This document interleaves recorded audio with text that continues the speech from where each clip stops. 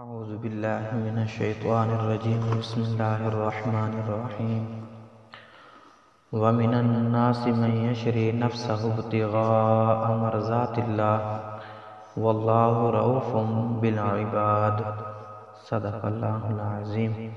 ومن الناس من یشری نفسہ ابتغاء مرضات اللہ، اور بعض لوگ ایسے بھی ہیں جو اللہ کی رضا کی خاطر اپنی جان تک بیچ ڈالتے ہیں۔ واللہ رؤوف بالعباد، اور اللہ تعالیٰ اپنے بندوں پر بڑی شفقت کرنے والا ہے۔ کل پچھلی آیات مبارکہ کے اندر منافقین کی خصلتیں اللہ تعالیٰ نے بیان فرمائی تھیں، منافقین کے بارے میں اللہ تعالیٰ نے بیان فرمایا تھا۔ اب اس آیات مبارکہ کے اندر اللہ تعالیٰ اپنے مومنین بندوں کی صفتیں بیان فرما رہے ہیں، ان کی تعریف بیان فرما رہے ہیں کہ یہ آیات مبارکہ اصل میں تو کسی ایک صحابی کے حق میں نازل ہوئی ہو، یعنی اس کے اس کردار کی وجہ سے اللہ تعالیٰ نے نازل کی ہو، لیکن حکم کے اعتبار سے عام ہے۔ کیا مطلب یہ ہے کہ یہ تمام صحابہ اکرام، تمام مجاہد فی سبیل اللہ کے اوپر فٹ آتی ہے، صادق آتی ہے، سچی آتی ہے کہ ہر مجاہد نے اللہ تعالیٰ کی رضا کی خاطر اپنی جان کو اللہ تعالیٰ کی راہ میں قربان کر دیا، یہ سودا کر ڈالا۔ تو یہ مفسرین، محدثین بہت سارے قول اس کی طرف گئے ہیں کہ یہ آیات مبارکہ حضرت صہیب بن سنان رومی رضی اللہ تعالیٰ عنہ کے بارے میں نازل ہوئی ہے۔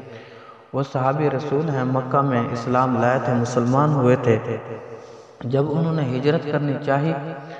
تو مشرکین مکہ نے کہا کہ آپ نے یہ سارا مال جو ہے ادھر مکہ کے اندر آ کر کمایا ہے، یہ مال ہمیں دے دو، اور مال ہمیں چھوڑ کر پھر تم بے شک جا سکتے، تمہیں اختیار ہے، مال ساتھ نہیں لے جانے دیں گے ہم، یہ مال تمہیں چھوڑنا ہوگا۔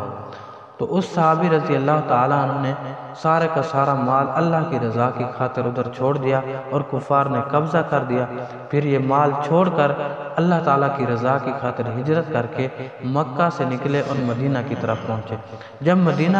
ابھی پہنچے نہیں تھے تو یہ آیات مبارکہ پہلے اللہ کے حبیب صلی اللہ علیہ وآلہ وسلم پر نازل ہو چکی تھی، اور صحابہ کرام رضوان اللہ علیہم اجمعین کو پتہ بھی چل چکا تھا، جس میں سیدنا عمر فاروق رضی اللہ تعالیٰ عنہ اور آپ کے ساتھ بہت سارے صحابہ اکرام اکٹھے جمع ہو کر بہت بڑی جماعت ہیرا کے مقام پر پہنچی، اور اس صحابی رسول رضی اللہ تعالیٰ عنہ کا استقبال کرنے کے لیے جب ان کے ساتھ ملاقات ہوئی، یہ استقبال کے لیے آگے کھڑے تھے، تو انہوں نے آگے مبارک بادیاں دینے شروع کر دی کہ آپ کو بہت بڑی مبارک ہو، اور آپ نے بہت بڑی نفع والی تجارت کر ڈالی ہے، اللہ تعالیٰ نے آپ کے لیے یہ آیات مبارکہ اتاری ہے، اللہ کے رسول صلی اللہ علیہ وسلم پر اللہ تعالیٰ نے آیات مبارکہ نازل فرما دیا۔ تو وہ کہنے لگا کہ مبارک بادیاں کس بات کی، یعنی اللہ تعالیٰ تمہیں بھی تجارت کے اندر نفع دے، مبارک بات کس بات کی کہہ رہے ہو؟ تو آگے صحابہ کرام رضوان اللہ اجمعین نے فرمایا کہ اللہ تعالیٰ نے آپ پر آپ کے حق میں یہ آیات مبارکہ اتاری ہے کہ جو شخص اللہ تعالیٰ کی رضا کی خاطر اپنی جان کا سودا کر ڈالتا ہے تو بہت بڑا نفع والی تجارت وہ کر لیتا ہے۔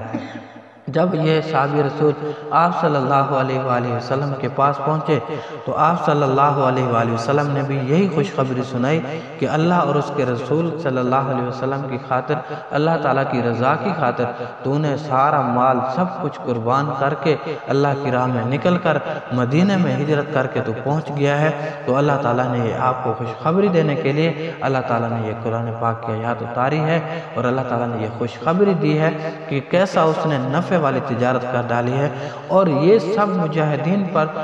سارے مفسرین، میں نے پہلے بھی کہا، سارے مفسرین حضرات فرماتے ہیں کہ یہ اتری تو ایک کے بارے میں، لیکن حکم سب مجاہدین فی سبیل اللہ پر آتا ہے کہ سب مجاہدین،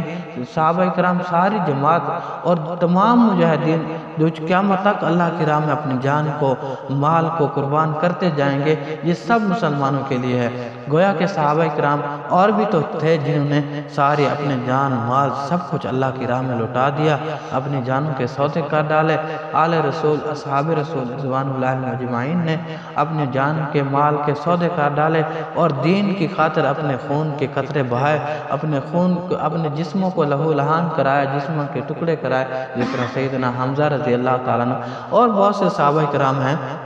جو وقتاً فقتاً اللہ تعالیٰ قرآن پاک کے اندر اسی طرح بیان فرماتا جائے گا۔ اصل میں یہ تمام صحابہ کرام، تمام مجاہدین فی سبیل اللہ پر یہ آیات مبارکہ صادق آتی ہے، سچی آتی ہے، ان سب پر یہ آیات مبارکہ فٹ آتی ہے کہ اللہ تعالیٰ نے ان لوگوں کو خوشخبری سنائی۔ تو اور اللہ تعالیٰ بھی کہتا ہے کہ واللہ رؤوف بالعباد، اور اللہ تعالیٰ بھی اپنے بندوں پر شفقت کرنے والا ہے، یعنی جو اتنی بڑی قربانی دے کر آیا ہے تو پھر اللہ بھی اس پر رحمت کرنے والا ہے اور شفقت کرنے والا ہے، اور ایسے لوگوں کو اللہ تعالیٰ جنت کے اندر بہت بڑا اعلیٰ مقام عطا فرمائیں گے۔ جس طرح میرے خیال میں 11ویں پارے کے اندر بھی اللہ تعالیٰ نے فرمایا ان اللہ اشتری من المؤمنین انفسهم واموالهم بان لهم الجنہ،